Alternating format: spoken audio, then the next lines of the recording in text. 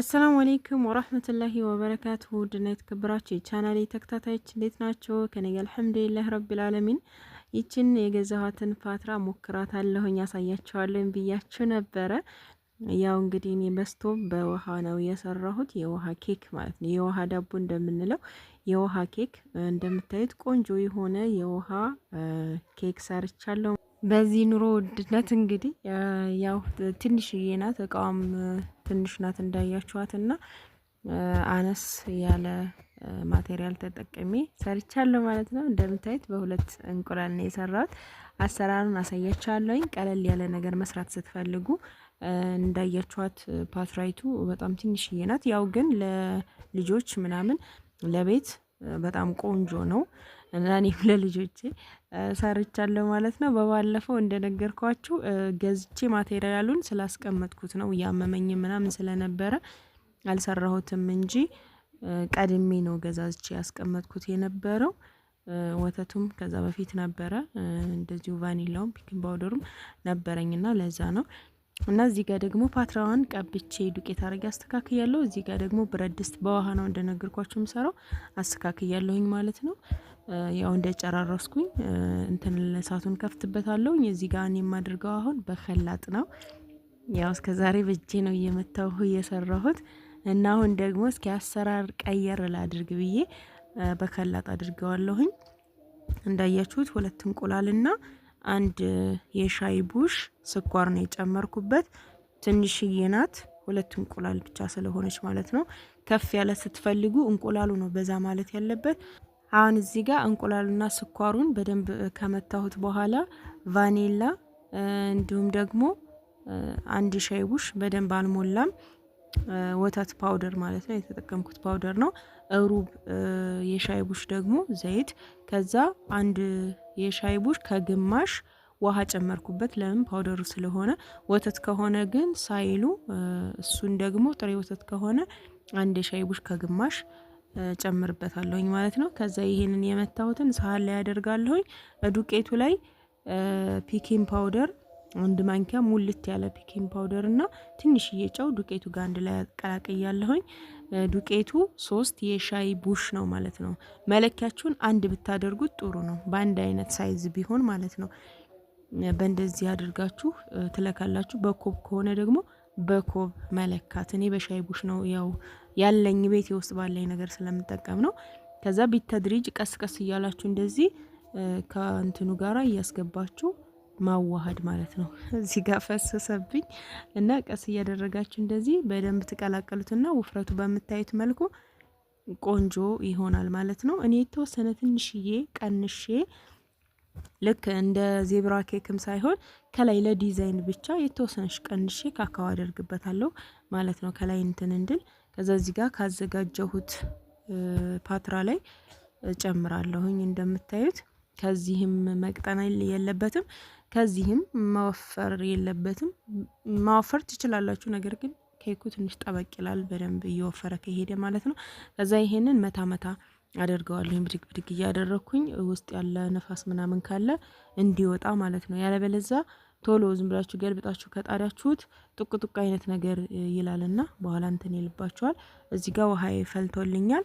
ከዛ አንድ ላይ የለወስኩትን ካካው ያደረኩበትን ቀንሼ እንዳልኳችሁ ልክ እንደዚህ እንደ ዲዛይን ያለው እንዲሆን፣ ያው ሳዳ እንዳይሆን ማለት ነው፣ ልሙጥ እንዳይሆንና እንደዛ እንዳይሆን ብቻ ነው የተወሰነ እንደዚህ ለዲኮር ያክል የተጠቀምኩት ማለት ነው። ዝም ብላችሁም ኬኩን ሰርታችሁ መብላት ትችላላችሁ።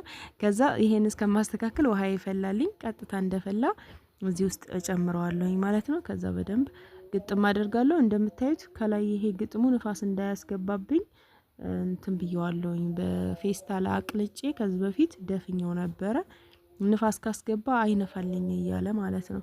ከዛ እንደዚህ ደፍኛለሁ። 12 ቁጥር ላይ ነው እንደምታዩት ያደረኩት፣ ዝቅተኛ ነው። 22 ነው መጨረሻው የስቶቡ።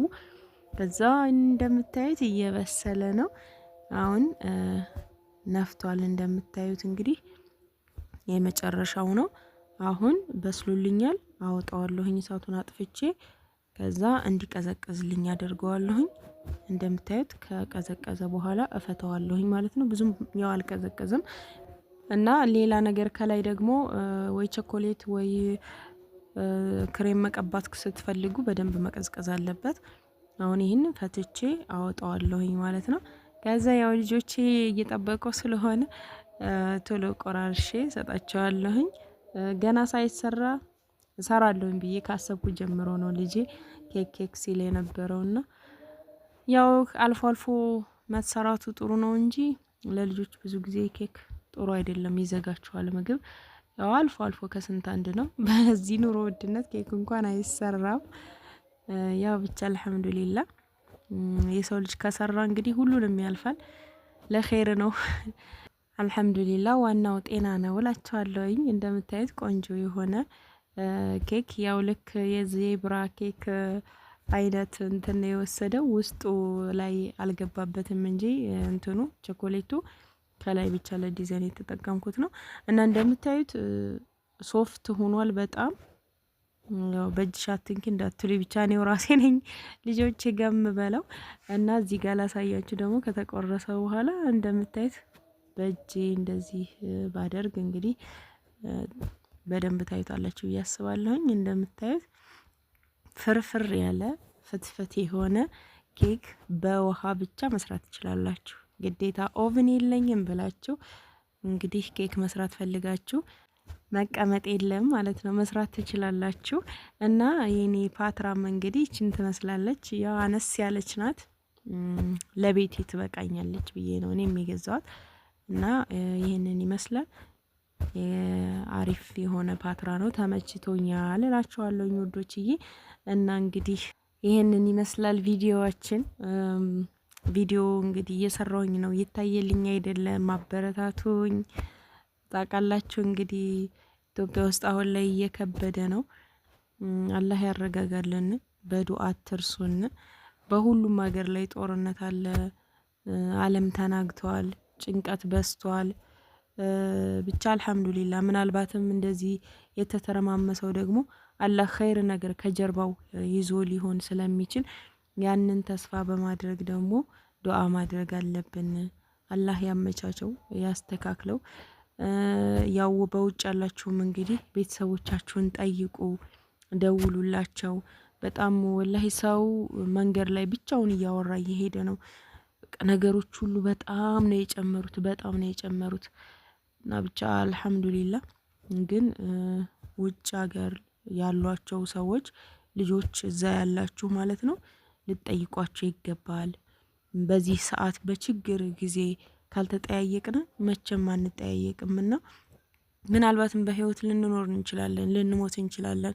ነገር ግን ሰው የሚያስታውሰው በዛን ቀን በችግሩ ቀን የደረሰበትን ነውና እናትና አባቶቻችሁን በተለይ ጠይቁ። አስቤዛ ከሌላቸው በጊዜ አስቤዛ እንዲያሟሉ አድርጉላችሁ። መቼም ውጭ ያለ ስራ እየሰራ ያለ ሰው ይሻላል እዚህ ካለ ማለት ነው።